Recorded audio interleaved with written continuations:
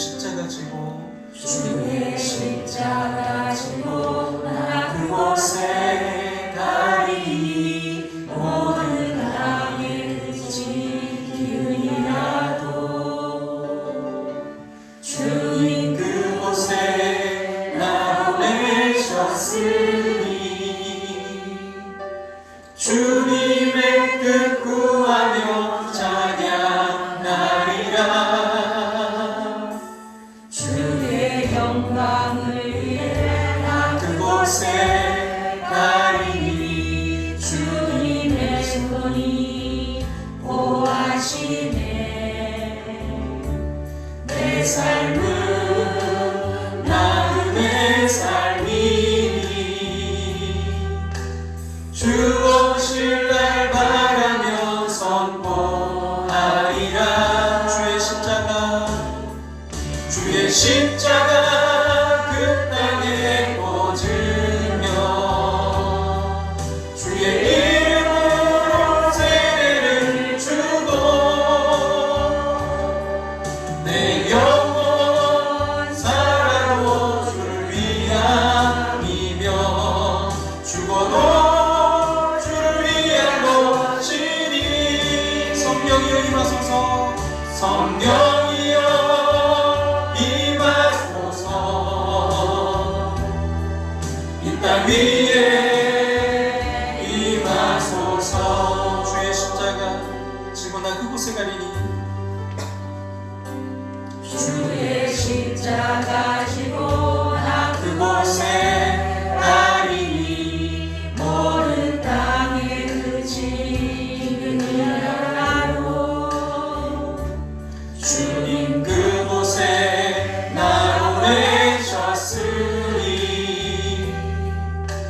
주님의 뜻 구하며 찬양하리라. 주의 영광을 위해 나 그곳에 가리니 주님의 손이 보하시네. 내 삶은 나그네 삶이니 주 오실 날 바라며 선포하리라. 주의 십자가 그 땅에 꽂으며 주의 이름으로 세례를 주고 내 영혼 살아로 주를 위함이며 죽어도 주를 위한 것이니. 성령이여 임하소서. 이 땅 위에 임하소서. 주의 십자가 그 땅에 꽂으며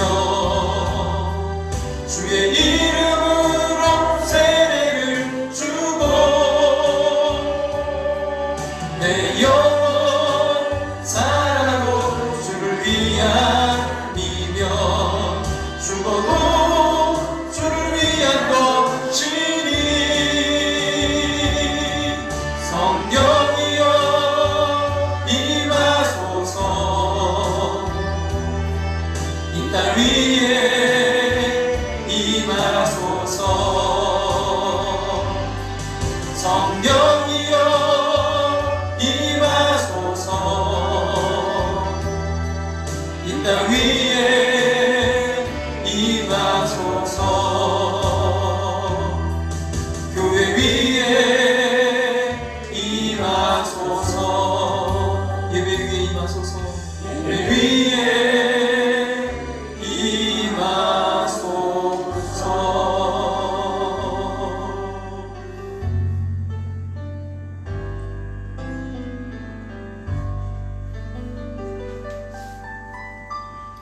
아주 조용한 기도 드리심으로 이 시간 하나님께 예배로 나아가겠습니다.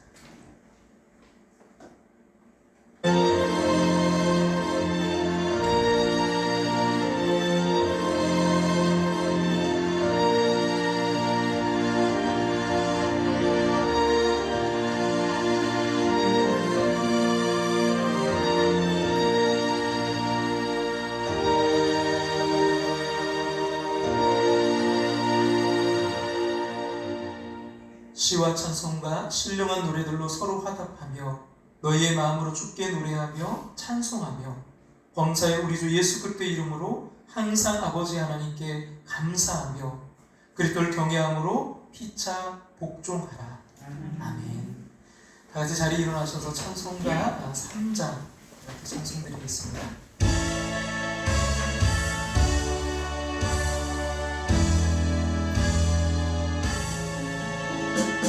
성부 성자와 성령 찬송과 영광 돌려보내세 대초로 지금까지 또 영원 무궁토록 성삼위께 영광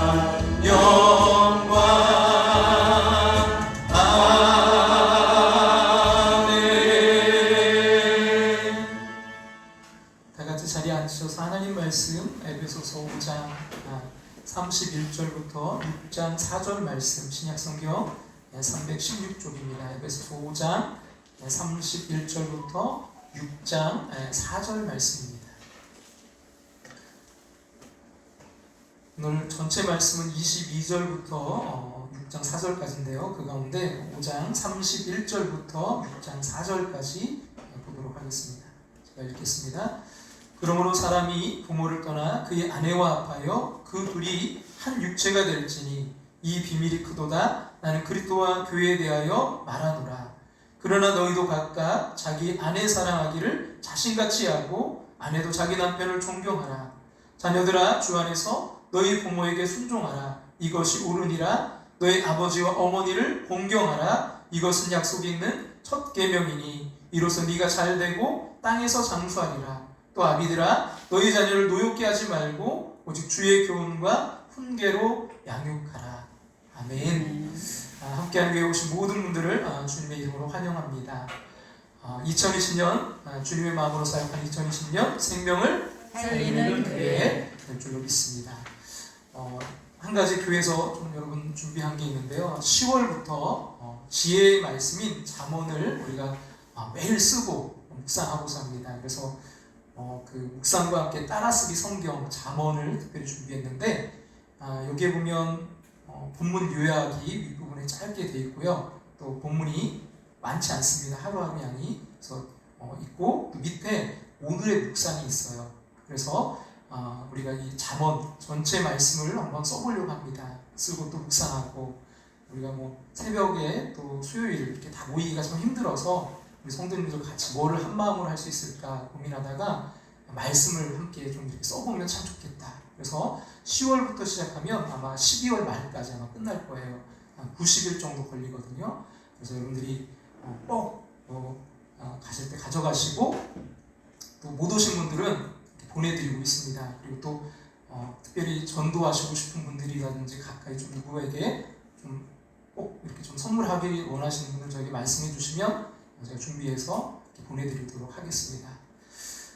그리고 이제 추석 명절인데요. 여러분 참 올해는 참 어려운 것 같아요. 이제 뭐 고향도 방문하지 마라, 일가 친척들도 참 모이기 어려운 그런 시기인데 각 가정별로 여러분 각 가정별로 2020년 추석 명절 추모 예배 순서지가 있습니다. 그래서 여기 순서지에 따라서 함께 모여서 함께 또 혼자라든지 아니면 뭐 가정별로 되도록 가정별로 이렇게 추석 명절 아침에 예배를 드릴 수 있으면 좋겠습니다. 그래서 준비했습니다.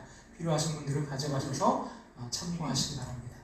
또 어려운 가운데 있는 분들 여러분 위해서 계속 기도를 부탁드립니다. 우리 기도하겠습니다.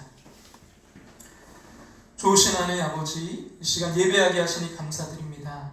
하나님의 음성을 듣고 깨닫는 복을 주시옵소서. 삶에 여러 가지 어려움이 많지만 끝까지 믿음 지키며 또 좌로나 우로나 치우치지 않게 하시고 좁은 길 걷기를 포기하지 않게 하여 주시옵소서. 예수님 닮은 사람으로 예수님을 생각나게 하는 사람으로 살게 하여 주시옵소서. 추석 명절에도 언제 어디서나 무엇을 하든지 말에나 일에나 다 주 예수 그리스도 이름으로 하고 무슨 일을 하든지 마음을 다하여 주게 하듯 하는 하늘 사람 되게 하여 주시옵소서. 추석 명절에도 또 오늘 이 예배 가운데도 함께 있지 못하고 객지, 외국, 군대, 병상에 있는 성도들을 위해 기도합니다. 어디에 있든지 하나님과 동행하며 살게 하여 주시옵소서. 부족한 종이 영의 양식 하나님의 말씀을 전합니다. 입술을 지켜 주시옵소서. 바울처럼 담대하게 거침없이 전하게 하여 주시옵소서. 그리하여 이 시간 말씀된 모든 이들이 성령님을 통한 회복과 치유의 역사가 있게 하여 주시옵소서. 예수님의 이름으로 기도합나이다. 아멘.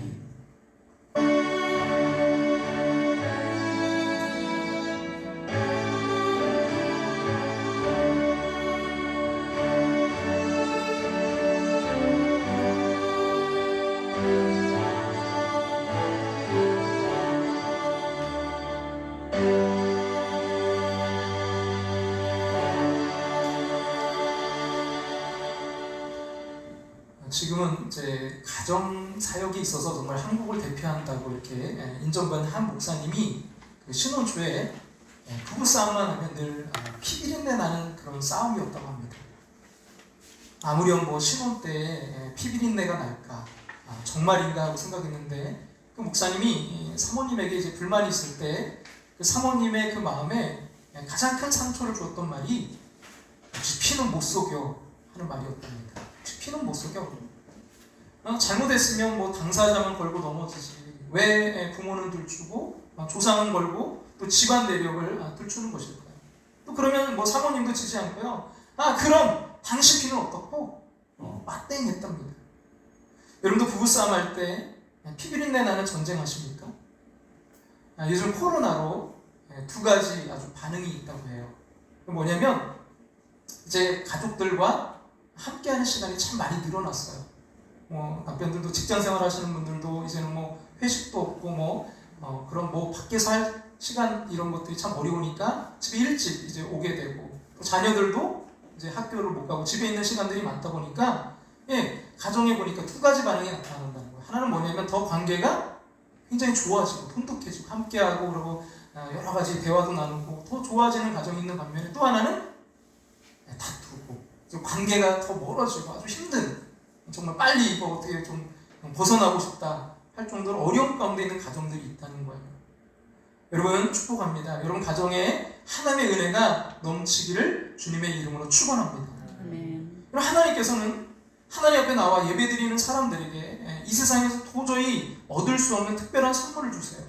그럼 구약 시대에는 제사를 마치고 돌아가는 이스라엘 백성들에게 제사장이 민수기 6장 22절 이하의 말씀으로 축복을 선언해 주셨어요. 같이 한번 볼까요?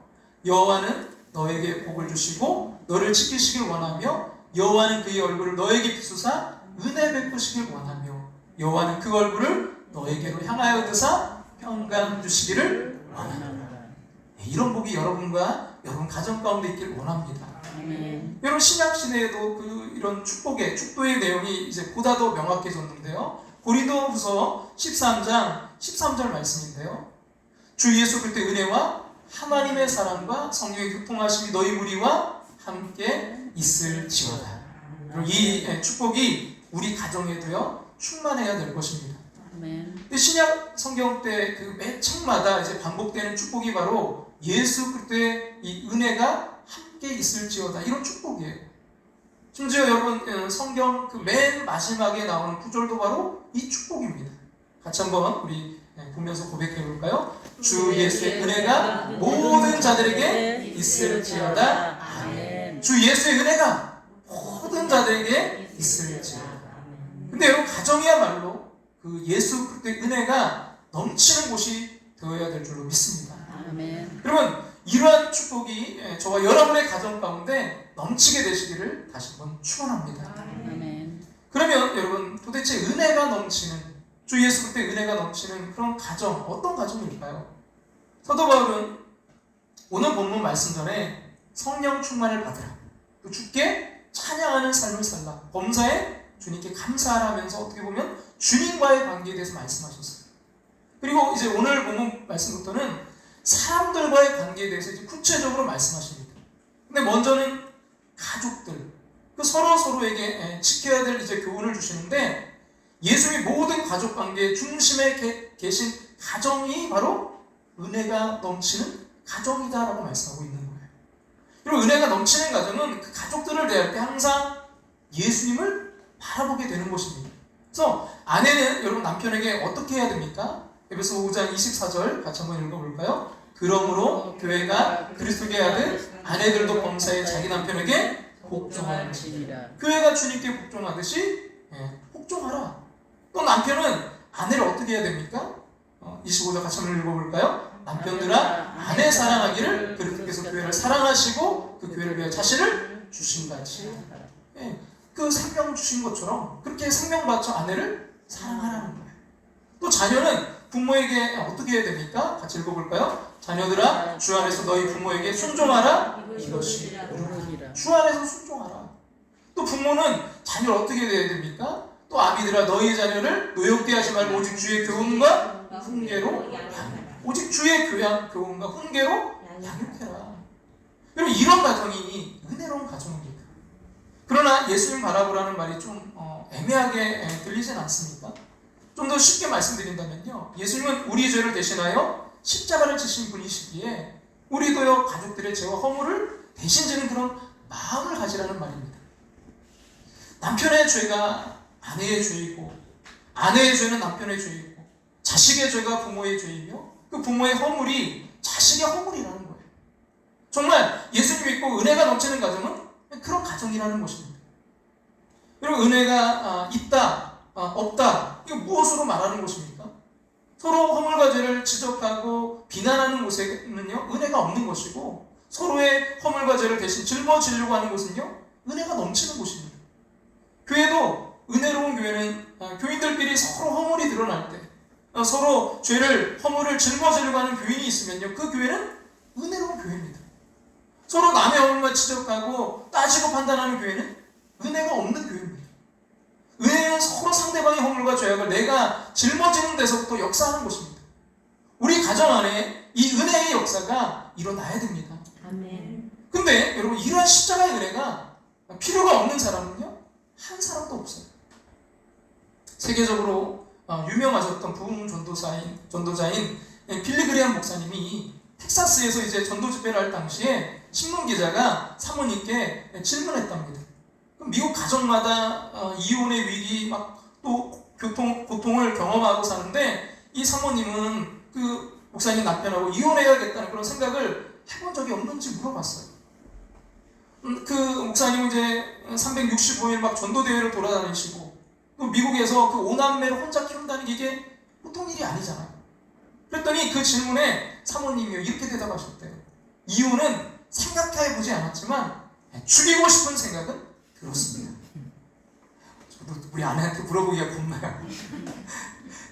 이혼은 생각해보지 않았지만 뭐라고요? 죽이고 싶은 생각이 들었던 거예요. 은혜가 필요 없는 사람은요 한 사람도 없어요.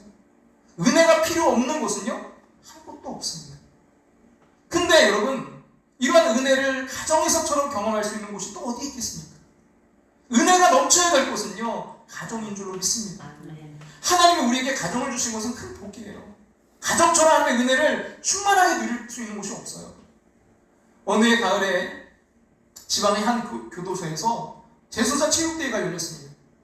20년 이상 이제 복역한 장기수, 또 모범수의 가족까지 초청된 특별 행사였어요. 마치 그 초등학교 운동회를 바꿀게 했습니다. 근데 이날의 하이라이트는 뭐냐면 그 부모님을 이제 등에 업고 달리기 하는 거예요. 운동장을 한 바퀴 도는 효도관광 달리기 대회였습니다. 근데 참가자들이 하나둘 이제 출발 선상에 모이면서 한껏 고조됐던 분위기가 갑자기 숙연해지기 시작했어요.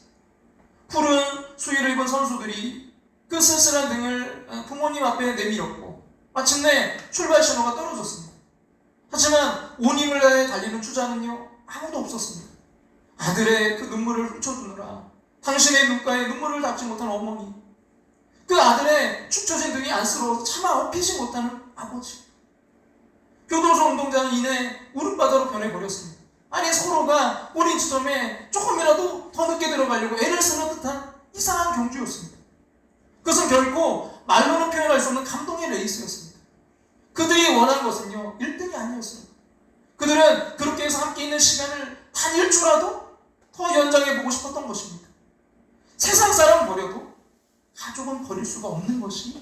은혜입니다.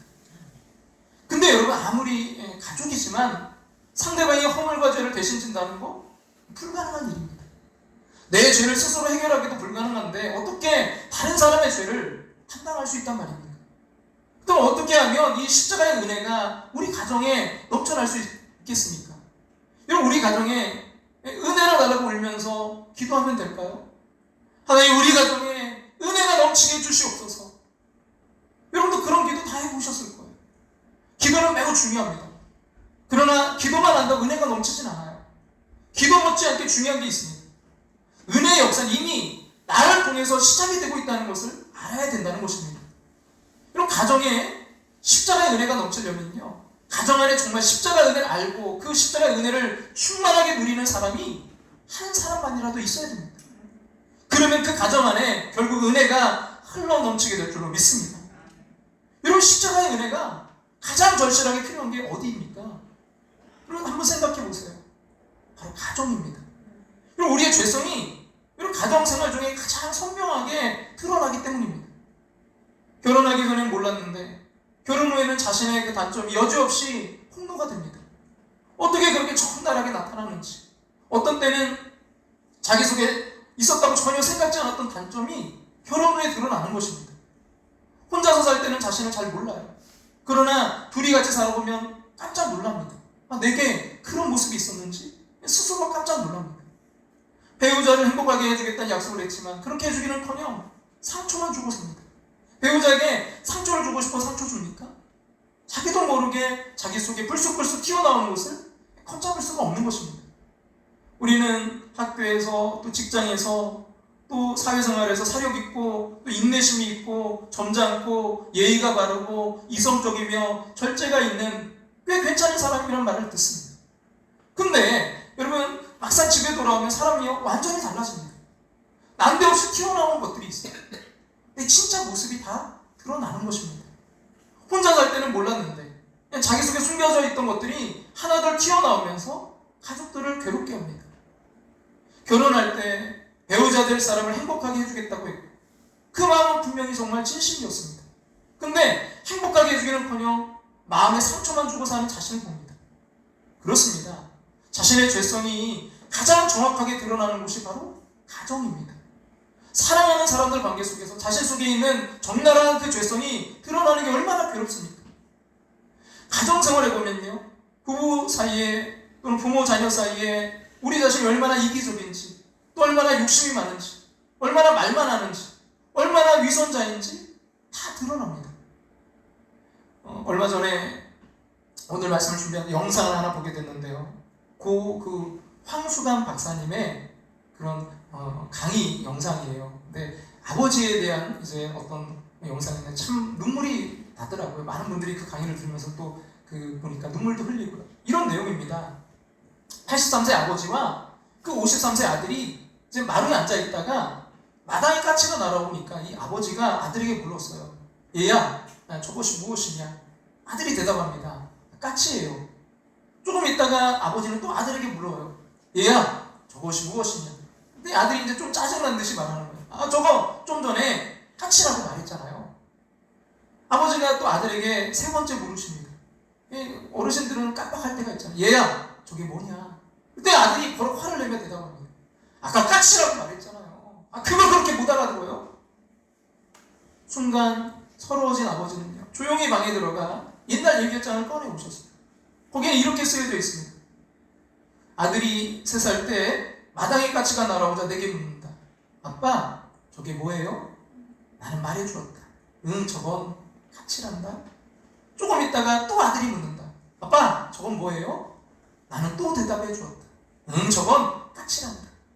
아들은 조금 있다 또 똑같은 질문한다. 아빠, 저건 뭐예요? 이렇게 아들은 23번을 나에게 똑같은 질문을 했다. 근데 23번 뭐예요? 똑같이 대답해줘. 이런 아들이 너무 귀엽고 사랑스러워 대답해주고는 꼭 안아주었다. 근데 아버지는요, 3번 물었더니 뭐라고요? 이게 우리의 모습 아닌가요? 그럼 우리가 정말 부모님을 오늘 말씀도 있지만 공경해야 된다. 누구는 그러더라고요. 공격하라 뭐 이게 아니라 공경하라는데 우리 알고는 있어요.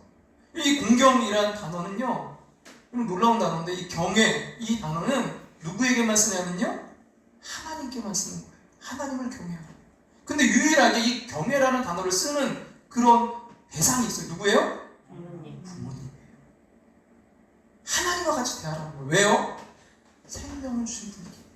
우리가 하나님을 경외하는 그분이 우리에게 생명 주셨고, 우리가 부모님을 경외하는 건 그분이 우리에게 생명 주셨기 때문에. 근데 여러분, 이 공경하라, 이게 번역된 히브리 말에 보면 카베드라는 단어인데요, 이 말의 근본 의미가 뭐냐면 무겁게 여기다, 비중 있게 생각하다, 중요하게 여긴다라는 뜻이에요. 그러니까 부모를 공경한다는 말은 우리의 삶에서 그 부모의 위치를 비중 있게 둔다, 부모를 고려한다라는 뜻이 될 거예요. 근데 여러분, 이게 솔직히 잘 안 돼요. 솔직히 자녀에게는 그렇게 되지만 부모에게는 또 안 돼요. 여러분, 가정생활에서처럼 이런 십자가 은혜가 여러분 필요한 곳이 없어요. 여러분, 그래서 가정생활에 보면요, 정말 십자가 없이는 살 수가 없어요. 그러나 여기에 여러분, 하나님의 놀라운 계획이 있음을 알아야 됩니다. 자신이 먼저 그 십자가의 은혜를 충만히 누리는 거예요. 그 은혜가 흘러 넘쳐서 온 가족들도요, 그 은혜를 누리도록 말이죠. 가족을 판단하고 여러분 변화시키기 위해서는 진정한 가정의 변화가 없습니다. 어떤 부인이 말했어요. 저한테 가장 힘들었던 것은 남편 앞에서 제가 아니라 다른 사람이 되어야 한다는 것이었어요. 남편이 원하는 사람이 되어야 했으니까요. 저는 자라면서 정리정돈이 그렇게 중요하지 않았어요. 치약을 사용할 때도 그냥 편하게 짜서 쓰곤 했죠. 근데 남편은 달랐어요. 굉장히 작은 일인 것 같은데 싸움은 늘 거기서부터 출발이 돼요. 변화는 주님이 주시는 것입니다. 예수님이 하시는 거예요. 우리가 다른 가족을 변화시키려 할 때 우리 스스로는 무너지게 돼요. 우리가 할 수 있는 일은 오직 하나, 내가 예수님 안에서, 내가 주님 안에서 그 주님이 주신 은혜를 먼저 충만하게 받는 것입니다. 아버지 학교 본부장이신 김성묵 장로님과 어머니 학교 본부장이신 한은경 권사님 내외 간증이에요. 근데 대부분 이런 강의를 하시는 분들 보면 예전에 다 전적들이 좀 있으시더라고요. 자신들의 아픔이 다 있어요. 그래서 오히려 그걸 이제 공개하고 그걸 이제 이야기할 때 많은 사람들의 치유가 일어나거든요. 그 분들도 이런 간증이 있어요. 아내가 이제 직장을 그만두고 남편 내조만 하기로 한 다음부터 오히려 이 부부 사이에 위기가 왔대요. 그러니까 남편에게 올인했더니 이 남편의 일거수 일투족을 간섭하게 되더라는 거예요. 남편은 이제 그것을 견딜 수가 없었고 자꾸만 그래서 밖으로만 돌게 되었답니다. 그러다가 이제 남편의 외도 문제까지 생기면서 이혼을 결심했답니다. 그래서 초등학교 4학년 아들에게 이제 그때 조심스럽게 의사를 좀 확인해 봤더니 이 아이가 그러더래요. 난 엄마도 필요하지만 아빠도 필요한 걸요? 하면서 막 어머 소리 내서 우는 그 아이를 이제 보면서 서류를 조용히 폐기했답니다. 근데 그렇다고 뭐 같이 살 수도 없고 그렇다고 이혼할 수도 없는 그런 상황이 있을 때 한 친구의 이제 소개로 3박 4일 영성 수련회인 뜨레스디아스에 갔었는데 이제 그곳에서 남편은 예수님이 누구이신가라는 그 질문에 당혹스러워하는 자신을 발견했어요. 나에게 예수님은 누구이신가? 예수님을 믿고 있었지만 정말 예수님이 어떤 분인지 알지 못했기 때문입니다. 거기서 예수님 인격적으로 만난 남편은요, 집으로 돌아오자마자 아내에게 무릎 꿇고 그동안 내가 잘못했다고 용서를 구했답니다. 근데 아내는 그 마음이 너무나 상처가 입어서 매섭게 돌아섰어요. 그러면서 다른 사람 용서해도 내가 당신만은 용서할 수 없어요. 그러다 어느 날 교회에서 부부를 위한 그 성경 공부에 참석했는데 끝날 무렵에 목사님이 세상에서 절대 용서하지 못할 사람이 하나 있습니다. 바로 남편이고 아내입니다. 우리의 힘으로는 할 수 없으니까 이 시간 간절하게 하나님께 용서할 수 있게 해달라고 우리 기도합시다 하시는 거예요. 근데 아내 반응이 궁금했던 남편은 슬쩍 이제 눈을 떠서 아내를 보았답니다. 힘없이 고개를 숙이고 괴로워하던 아내는 잠시 후에 털썩 엎드리더니 조금 후에는 어깨가 들썩거리다가 나중엔 대성통곡이 터져 나왔답니다. 아내 속에 역사가 일어났던 거예요. 그리고 하나님이 베풀어 주신 그 은혜에 대해서도 눈이 뜨이게 되었답니다. 너무 좋았답니다. 용서의 물꼬가 터진 것입니다. 아내이신 권사님의 고백이에요. 문제는 남편이라고 생각했어요. 근데 하나님께서 저의 안에 있는 아버지에 대한 상처를 보여주시더라고요. 그 쓴뿌리가 독이 되어 남편에게 내뿜고 있었던 거죠. 그럼 우리가 명심해야 될 것은 은혜를 달라고 울면서 기도만 할 것이 아니라 기도하는 자신 안에 은혜가 넘치면 된다는 것입니다. 우리가 가정생활에 보면요, 여러분 십자가 은혜 없이는 살 수 없는 존재라는 것을 알게 됩니다. 여러분 하나님과의 그런 관계에서 이제 우리가 사람과의 관계로 이렇게 넘어오는 이 과정 가운데 근데 우리가 꼭 붙들어야 될 말씀이 있어요. 그게 뭐냐면 여러분 21절 5장 21절 말씀인데요. 같이 한번 앞에 보시 한번 읽어볼까요? 그리스도를 경외함으로 피차 복종하라. 여러분 그리스도를 경외함으로 피차 복종하라. 그리고 나서 쭉 이야기하는 부부 사이에 또 복종해야 되고 존경해야 되고 또 사랑해야 되고 또 부모와 자녀 사이에 그런 이야기를 해요. 그리고 나서 또 주인과 그 종에 대해서 쭉 이런 관계를 이야기해요. 근데 여러분 이 관계를 쭉 이어가는 우리가 꼭 붙들어야 될 게 뭐냐면 그리스도를 경외함으로 피차 뭐하라? 복종하라. 그리스도를 경외하고 하나님을 경외하기 때문에 우리 사람과의 관계 속에서 서로 복종하라. 순종하라는 거예요. 여러분 이 말씀 선뜻 근데 마음에 와닿지 않을 수가 있어요. 여러분 우리 본성이 이게 어긋나기 때문이에요. 우리는 누구에게 얽매여 사는 거 굉장히 싫어합니다. 하나님에게 얽매이는 것조차 싫어요. 그래서 여러분 아담과 하와가 그래서 선악 갖다 먹은 거 아닙니까? 심지어 로마서 1장 28절에 사람들이 마음에 하나님 두기를 싫어한다고 했어요. 근데 사람에게 얽매여요. 특히 뭐 아내나 자녀도 마찬가지지만 남편이나 부모 입장에서 당혹스럽기까지 한 말씀. 솔직히 살아보면요 가족의 존재조차 부담스럽게 여겨질 때가 있는 거예요. 그럼 맥스 루카도가 쓴 예수님처럼이란 책에서 메인병이란 말을 했어요. 예수님 당시나 지금 우리의 사람 관계 속에서 메인병 때문에 많은 고생을 하면서 살아가고 있다는 거예요. 메인병은 가족이나 직장 동료, 교인들 같이 꼼짝없이 메인 사람들 때문에 생긴 병인데 증상은 짜증, 자주 화를 내는 것, 분노 폭발, 속이 타는 것 등입니다. 그러나 사람과의 관계 때문에 괴로워하는 사람, 특히 가장 가깝고 행복해야 될 그 가족 간의 문제로 힘들어하는 이들은요 성경이 주는 하나님의 해답에 주목해야 됩니다. 어느 아버지가 대학 입시 준비를 하는 딸이 안쓰러워서 그 영양 이제 보충을 해주려고 홈탕집에 데려갔답니다. 아버지는 딸의 이제 그릇에 다대기를 듬뿍 넣고 막 후추도 넣어주려고 하자 딸이 자기는 다대기가 그 후추가 싫다고 했어요. 근데 아버지가 정색을 하면서요 무슨 소리야? 이렇게 해야 맛있는 거야. 참말로 넣어! 했답니다. 그날 딸은요 다시는 아버지와 밥 먹으러 가지 않겠다고 결심했대요. 아무리 좋은 의도라도요 이렇게 해서는 안 되는 것이죠. 여러분 노벨 평화상 수상자인 제인 아담스는요 평생을 미국 시카고 빈민굴에서 문제 아이들과 함께 보냈는데 그 만나는 부모마다 이런 말을 했다고 합니다. 딸이 엄마와 얘기하고 싶어 하거든 지금 오븐에 음식이 타고 있어도 먼저 딸과 이야기하세요. 아들이 아버지와 이야기하고 싶어 하거든 가게 문을 닫고서라도 아들의 말 상대가 되어주십시오. 그것이 돈을 버는 것입니다. 여러분 가정이 복인 것은요 잘난 사람과 함께 살기 때문이 아니에요. 우리는 결코 마음에 드는 사람과만 살 수는 없어요. 우리가 선택할 수 있는 것은 하나뿐입니다. 함께 사느냐 혼자 사느냐입니다. 여러분 하나님께서 아담에게 복을 주셔서 허락하신 것이 하와를 만들어서 함께 살게 하신 거예요. 가정은요 여러분 그 자체로 축복입니다.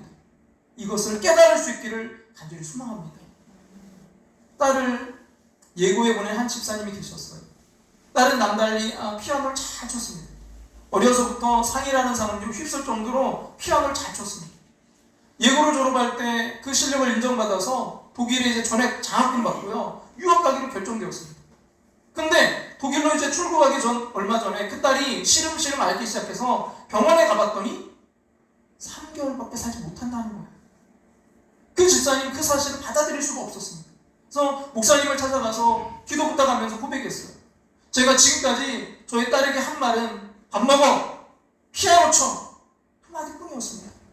그러면서 이렇게 부탁했어요. 목사님 기도해 주세요. 우리 딸에게 밥 먹어, 피아노 쳐 말고 정말 다른 말도 해주고 싶어요. 하지만 그 집사님에게 그 기회는 주어지지 않았습니다. 가족을 잃어본 그런 분들은 비로소 깨닫게 돼요. 좋은 사람과 살아서 행복했던 게 아니었어요. 그죠? 함께 사는 것 자체가 행복인 것입니다. 여러분 주님의 왕되심은 우리가 순종할 때 이루어지는 거예요. 그러나 여러분 이 순종은 주님께만 하는 게 아닙니다. 피차 서로에게 순종해야 됩니다. 그것이 온전한 순종입니다. 여러분, 우리의 가정이 정말 복이 되려면요, 반드시 가족에게 매여 사는 것을 복으로 여겨야 됩니다. 예수님 믿는 것이 뭡니까? 예수님께 우리가 매여 사는 거예요. 그러나 예수님께 완전히 매인자가 되는 것이 여러분 가장 큰 복입니다. 그래서 사도 바울이 이것을 위해서요, 예수님 외에 다른 모든 것은 다 배설물처럼 버릴 수 있었던 거예요. 이처럼 예수님에게 매여 사는 것이 복이듯이 가족들에게 매여 사는 것이 복입니다. 여러분, 우리가 예수님께 매여 살면 반드시 가족들에게 순종하게 됩니다. 주님이 그렇게 이끄시기 때문입니다. 어느 분이 쓴 글이에요. 사실 이미 세상을 떠난 어른들, 그 부모님들을 추모하는 거 어렵지 않습니다. 돌아가신 부모님에게 불효자는 없습니다. 돌아가신 부모님을 생각하며 눈물 흘리지 않는 자식이 어디 있겠습니까? 돌아가신 부모님에게는 다 효자입니다. 돌아가신 분들과는 더 이상 감정적으로 얽힐 일이 없기 때문입니다. 문제는 살아계신 부모님입니다. 사람들은 살아계신 부모님에 대해서 미묘한 이중 감정에 얽혀 시달립니다. 부모는 끝없이 파고들고 싶고 끝없이 찾고 싶은 고향 같은 존재입니다. 그런가 하면 부모는 어떻게 하면 멀어질 수 있을까 하고 생각하는 부담스러운 존재이기도 합니다. 살아계신 부모님들과는 감정적으로 얽힐 수 있는 가능성이 많기 때문에 그래서 어려운 것입니다. 여러분, 우리가 가족 가운데 이 감정으로 상당히 서로가 굉장히 어려움을 겪을 때가 많아요. 부모 자식 간에 또 부부 간에 이게 상처가 되는 경우가 참 많아요. 여러분, 보면 이런 쓴뿌리들이 가장 많이 발생하는 곳이 사실 어디냐면 가정이에요. 그래서 이 마음이 치유가 돼야 돼요. 근데 여러분, 이 마음이 치유되지 못한 상태에서 그래서 일들이 제대로 되지 않는 거예요. 가정은 더욱더 그렇습니다. 근데 여러분, 이 마음의 상처가 예수님 안에서 치유받게 되는 줄로 믿습니다. 그리고 이사야 61장 1절부터 3절에 보면 예수 우리의 마음을 치유하시는 분이심을 말씀하고 계신데요. 이사야서 61장 1절 말씀 같이 한번 읽어볼까요? 주 여호와의 영이 내게 내리셨으니 이는 여호와께서 내게 기름을 부으사 가난한 자에게 아름다운 소식을 전하게 하려 하십니다. 나를 보내사 마음이 상한 자를 고치며 마음이 상한 자를 뭐라고요? 고치며. 네, 그리고 2절 3절도 볼까요? 여호와의 은혜와 우리 하나님의 보복의 날을 선포하여 모든 슬픈 자를 뭐하대요? 위로하되 무릇 시온에서 슬퍼하는 자에게 화관을 주어 그 죄를 대신하며 기쁨의 기름으로 그 슬픔을 대신하며 찬송의 옷으로 그 근심을 대신하시고. 그리고 십자가에서 예수님의 마음은요 정말 썩을 대로 썩으셨어요. 미움, 원망, 배신, 수치, 조롱, 고통, 슬픔, 근심, 거절감, 그 모두를 십자가에서 끌어안으셨어요. 우리가 예수를 정말 우리의 왕으로 모시게 되면, 주님으로 모시면요 마음의 상처가 눈 녹듯이 사라지게 됩니다. 왜냐하면 그분이 그걸 지고 가셨기 때문이에요. 누구도 예수님처럼 마음에 상처받은 사람은 없어요. 그러므로 예수님을 주님으로 영접하면 반드시 치유받게 됩니다. 예수님은요 우리의 마음을 치유하시는 분이세요. 그리고 모든 관계가 달라지는 것입니다. 이런 부모님께 순종하고 자녀를 화나지 않게 하라? 이런 우리 힘으로 하라는 것이 아니고요 예수님께서 그렇게 하도록 해주신다는 것입니다. 그래서 베드로전서 4장 11절 이렇게 말씀해요. 같이 한번 볼까요? 만일 누가 말하려면 하나님의 말씀하는 것 같이 하고 누가 봉사하려면 하나님이 공급하시는 힘으로 하는 것 같이 하라. 이는 범사 예수 그리스도로 말미암아 하나님 영광을 받으시게 하려 하니 그에게 영광과 권능이 세세 무궁하도록 있느니라. 여러분, 우리에게 요구되는 오직 하나입니다. 예수님을 마음에 영접하는 것이 정말 진심이냐는 거예요. 여러분, 정말 구원받은 자의 삶을 살기 원하십니까? 정말 우리 관계 가운데 은혜가 넘치길 원하십니까? 그럼 이제 정말 예수님을 마음의 주님으로, 왕으로 영접하시기 바랍니다. 이제는 누구를 고치려고 하지도 말고요 이렇게 해라 저렇게 해라 요구하지도 마십시오. 오직 예수님을 믿는 믿음으로 사세요. 예수님처럼 살아야 된다고 몸부림치지도 말고 오직 예수님만 바라보시면서 예수님이 그 마음을 주시면 여러분 예수님의 그 마음대로 하시기를 간절히 소망합니다. 윤희라는 청년 자매의 간증이에요. 자신의 엄마에 대해서 이제 분노 때문에 미칠 지경이었어요. 일부러 이제 엄마 속을 그래서 뒤집어 놓고 엄마를 공격했습니다. 그런 자신도 왜 그러는지 알 수 없는 거예요. 그리고 항상 마음속에 막 울분, 그 울음이 가득 차 있음을 느꼈습니다. 그런데 이제 은혜 체험하고서 어린 그 3살 때의 사건이 갑자기 기억이 났어요. 그 윤희는 어릴 때 참 많이 울고 꽂히는 아이였다고 합니다. 근데 어릴 때 이제 아버지가 이제 무슨 어려운 일이 있어서 이제 재판을 받아야 되는 날이었는데, 뭐 그러니까 그날 집안 분위기가 너무나 안 좋았겠죠. 근데 그날따라 이제 막 비도 추적추적 오고 있었는데, 이 3살 된 그 윤희가 너무나 막 더 많이 보채고 막 울었다는 거예요. 그때 이제 갑자기 그 친할머니가 윤희한테 화내면서, 아, 얘가 애물단지야. 그러면서 그 윤희를 그 집어들고는요, 비가 오는데 그 대문 밖에 진흙탕 속에 버렸대요. 그러니까 아이가 얼마나 자지러지게 막 울었겠습니까? 근데 그때 엄마가 진흙에 버려진 자신을 그냥 엄마도 지쳤던지 그대로 놔두고 집에 들어가더래요. 그러니까 할머니는 그렇게 할 수 있으시다 해도 엄마만큼은 나를 지켜줬어야 되는 거 아니에요? 그렇게 엄마에 대해서 이제 이유도 모르게 증오하고 반항하고 미워하게 된 그 마음의 깊은 상처를 깨닫게 됩니다. 근데 그때 마음에서 예수님께서요, 엄마를 용서해라, 엄마를 용서해라, 그 하시는 그 말씀을 듣게 돼요. 엄마를 용서해라. 그래서 정말 엄마를 위해서 기도하는데 그 가슴의 통증이 사라지고 생전 처음으로 하나님이 자신을 사랑하신다는 게 느껴졌다는 거예요. 그러다 보니까 어느새 자신의 가슴 속에 그 가득했던 울음과 울분이 없어지게 되더라는 거예요. 그러므로 여러분, 먼저 여러분이 십자가의 은혜를 누리시기 바랍니다. 예수 은혜를 사모하는 자를 결코 외면하지 않으세요. 남편에게서, 아내에게서, 부모에게서, 자식에게서 뭘 얻으려 하지 말고요, 제일 먼저 예수님으로부터 은혜를 누리시기 바랍니다. 예수를 구하는 자에게 절대로 외면하지 않습니다. 우리가 아직 죄인 되었을 때 당신의 그 생명을 내어주신 분이십니다. 여러분, 우리가 할 일은 스스로 이제 십자가의 은혜 안에 사는 거예요. 여러분, 내가 그 안에 거해야 됩니다. 내가 그 은혜를 누려야 됩니다. 그 은혜로 사랑으로 가족들을 대하게 하여 주시옵소서. 내 속에 먼저 주님의 그 은혜가 흘러넘치면 주님은 나를 또 우리 가정을 변화시킬 줄로 믿습니다. 저와 여러분의 가정이 이런 은혜가 넘치는 가정 되기를 소망합니다. 오늘 여러분이 먼저 그 은혜 안에 거하시기를 주님의 이름으로 축원합니다. 아멘. 주님이 울타리 되어주세요. 저는 울타리가 참 좋은 것 같아요. 여러분, 우리가 가정에도 우리의 울타리, 그 메인이 있는 것이지만 우리 주님 안에서 주님이 우리 가정 울타리가 되어주시면, 오늘 특별히 가족의 상처가 있으신 분이 계시다면 주님이 여러분의 아버지 되어주시고 여러분의 목자 되어주셔서 여러분 날마다 인도하시고 이끌어가시면 여러분이 먼저 누릴 수 있기를 주님의 이름으로 축복합니다. 아멘. 오늘 이 찬양 우리 좀 같이 부르려고 하는데요, 그럼에도 불구하고 찬양이에요. 그럼 가사를 좀 생각하면서 한번 부르면 좋겠는데, 마음속에 어려움이 있을 때, 여러분 아까도 말씀드렸지만 여러분 가장 마음의 어려움과 상처는요, 사실 가까운 사람들에게 받아요. 많은 사람들이 가족 간에 이 상처가 있어요. 여러분, 그런 마음속에 어려움이 있을 때 주님이 내게 오사, 내게 먼저 오사, 내 마음을 만지시고, 여러분 이 시간 한번 상상해보세요. 주님이 여러분 찾아오셔서 여러분 마음을 지금 만져주고 계세요. 그리고 주님 앞에 나올 수 없을 때 주님 날 먼저 안으시네. 그분의 안으심에 여러분 이 시간 좀 안겨 있기를 소망합니다. 그럼에도 불구하고 날 사랑하시는 내 하나님의 사랑은 나의 모든 걸 덮고, 사랑하는 아들아, 사랑하는 딸아, 내가 너를 사랑한다, 그 모든 걸 덮으시는 그 주님의 사랑을 이 시간 여러분 경험하시고요, 그럼에도 불구하고 날 안아주시는 내 하나님을 부를 때 아버지라고 부르죠. 그럼 이 명절 누구보다 더 외롭고 힘들고 어려운 분들 계세요. 여러분 그 주님이 찾아와 주셔서 안아주시고 위로해주시고 그분이 우리 아버지 되심을 고백하며 나아가기를 소망합니다.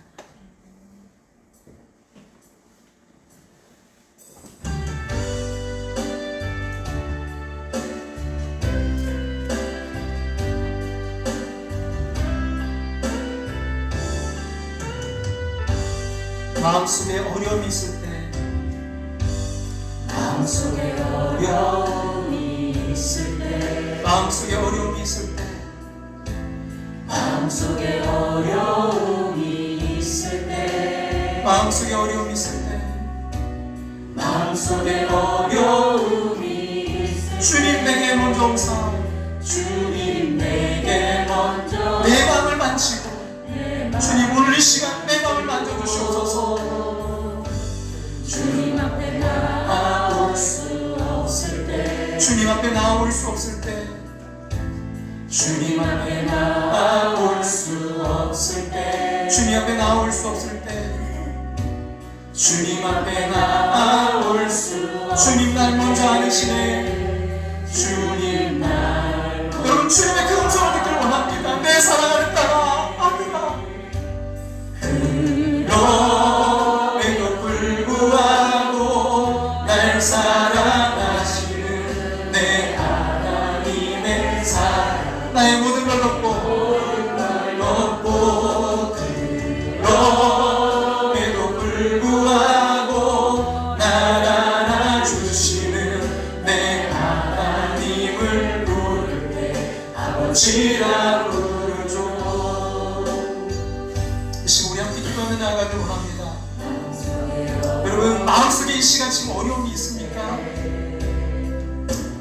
주님 정말 마음 가운데 가족으로 인한 상처가 있는 이들이 있습니까? 주님 오늘 말씀처럼 주님께서 찾아와 주시고 주님께서 위로해 주시고 주님께서 안아주시고 주님께서 함께하여 주시옵소서. 주님의 그 음성을 듣는 귀한 시간 되길 원합니다. 주님의 은혜 가운데 먼저 내가 흡족히 젖어지는 시간 되길 원합니다. 주님 아버지 하나님 먼저 아버지 하나님 정말 주님께서 나의 아버지가 되어주시고 나의 어머니가 되어주시고 나를 위로하시고 나와 함께 하심을 이 시간 깨닫길 원합니다. 주님 그 은혜가 먼저 내 가운데 흘러넘치길 원합니다. 그래야 그 은혜로 우리 가족들을 대하고 우리 가정 가운데 그 은혜가 넘치는 가정 되길 원합니다. 오늘 말씀 붙드시고 우리 이 시간 하나님 앞에 우리 함께 기도하며 나아갑니다. 아버지 하나님 감사합니다. 날 사랑하시는 아버지 하나님 우리가 알게 모르게 맡았던 상처와 또 나도 모르게 주었던 아픔과 상처가 있습니다. 주님 이 시간 나로 인해 아버지 하나님 상처받았다면 우리 가족들이 나로 인해 상처받았다면 주여 부족한 종을 주님 이 시간 용서해 주시고 주님 주님의 마음으로 먼저 나를 주목하여 주시옵소서. 나로 인해 부모님이 나로 인해 자녀가 나로 인해 아내가 상처받았다면 주여 아버지 하나님 이 부족한 주님 불러주시고 주님 아버지 하나님 주님으로 주목해 주셔서 이제는 아버지 주님의 은혜로 먼저 내가 충만해져서 은혜를 흘려보낼 수 있는 그런 아버지 그런 아버지의 자녀 그런 남편 될 수 있도록 주님 인도하시고 주님 역사하시고 함께 해주셔서 주님 이 시간 주님 우리를 안아주시고 주님 인도하시고 주님 역사하시길 바라봅니다. 아버지 함께 하시고 인도하시고 하나님 들어주셔서 아버지의 가정마다 은혜가 넘치는 가정을 바랍니다. 우리의 마음대로 아버지의 대로 되지 않는 걸 고백합니다. 우리의 뜻대로 되지 않는 걸 고백합니다. 성령 하나님 인도하여 주시옵소서. 다스려 주시옵소서. 충만케 하여 주시옵소서. 주님의 음성을 듣게 하시고 주님 마음으로 먼저 짊어지게 도와주시옵소서. 주의 역사하여 주시옵소서.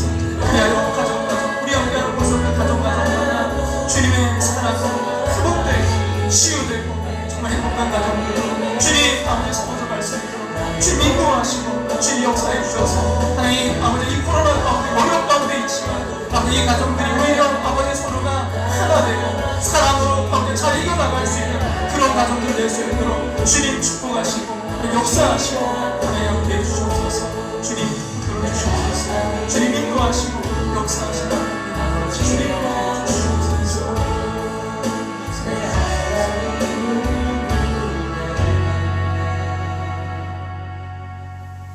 아버지라 주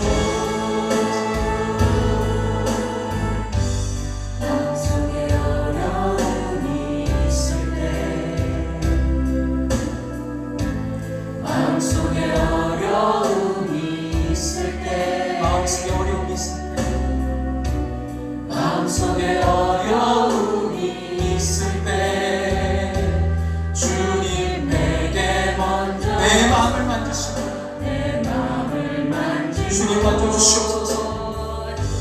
주님 앞에 나올 수 없을 때 주님 앞에 나올 수 없을 때 주님 앞에 나올 수 없을 때 주님 앞에 나올 수 없을 때 주님 앞에 나올 수 없을 때 주님 날 먼저 아시네. 주님 날 먼저 아시네. 주님께 매인게 복인 걸 깨닫듯이 주님 우리 가족으로 매인게 복인 것을 깨닫게 하여 주시옵소서. 날 사랑하시는 내 하나님의 사랑은 나의 모든 걸 덮고 그럼에도 불구하고 날 사랑해주시는 내 하나님을 부를 때 아버지라고.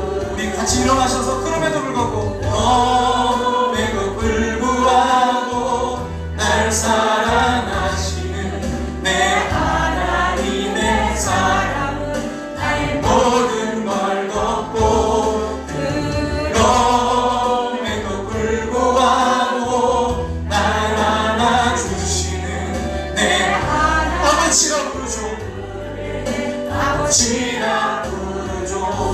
그럼에도 불구하고 그럼에도 불구하고 날 사랑하시는 내 하나님의 사랑은 나의 모든 걸 덮고 그럼에도 불구하고 날 안아주시는 내 하나님을 부를 때 아버지라 부르죠. 그럼에도 불구하고 날 사랑하시는 내 하나님의 사랑은 나의 모든 걸 덮고 그럼에도 불구하고 날 안아주시는 내 하나님을 부를 때 아버지라 부르죠. 내 하나님을 부를 때 아버지라 부르죠. 내 하나님을 부를 때 아버지라 부르죠.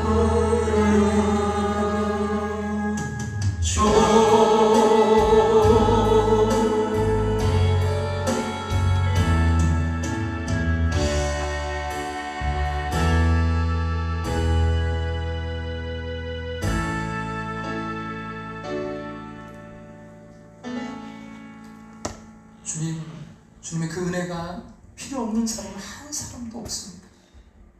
주님의 은혜가 필요 없는 곳은 한 곳도 없습니다.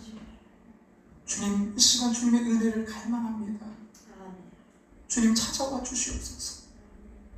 마음속에 어려움이 있을 때 주님 내게 먼저 오사 내 마음을 만지고, 주님 이 시간 마음에 어려움이 있는 우리 함께하는 모습들 주님 이 시간 찾아와 주셔서 그 마음을 만져 주시옵소서. 내 사랑하는 아들아, 내 사랑하는 딸아, 주님의 그 위로와 격려를 이 시간 먼저 체험하게 도와 주시옵소서.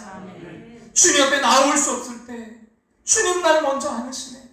주여 이 시간 안아 주시옵소서. 주님 그 마음의 상처 주여 안아 주시옵소서. 주님으로 치유되게 도와 주시옵소서. 또한 이 시간 회개합니다. 주님 나로 인해 사랑하는 가족들이, 아내가, 자녀가, 남편이, 부모님이, 형제자매가 상처받았다면 주여 이 시간 용서하여 주시옵소서. 주님 앞에 내 마음을 내려놓습니다. 주여 아버지의 그 상처를 주님께서 치료하여 주시옵소서. 주님 그리하여 주님 정말 그 하나님의 사랑으로 우리의 모든 걸 덮어주시고 우리를 아버지 하나님 주님의 자녀 삼아주신 그 하나님을 아버지라 부르며 나아갈 수 있도록 주님 축복하여 주심을 감사드립니다. 그 은혜를 아버지 하나님 내가 먼저 누리고 우리 가정 가운데서 누릴 수 있도록 주님 역사해 주시옵소서. 지금은 우리를 죄에서 구원하신 예수 그리스도의 그 크신 은혜와 하나밖에 없는 독생자를 나를 사랑하사 이 땅에 보내신 하나님의 그 크신 사랑하심과 오늘도 내 안에 살아 역사하시며 감화기쁨 충만하심으로 함께하시는 성령 하나님의 인도하심을 통해 하나님의 은혜를 갈망하고 우리 가정 가운데 하나님의 그 은혜가 넘치기를 소망하며 달려나아가는 당신의 사랑하는 백성들 위해, 자녀들 위해 가정 위에, 삶의 터전 위에, 우리의 사랑하는 종 대한민국 위에, 세계 열방 가운데 이제부터 영원토록 함께 하시기를 축원하옵나이다. 아멘.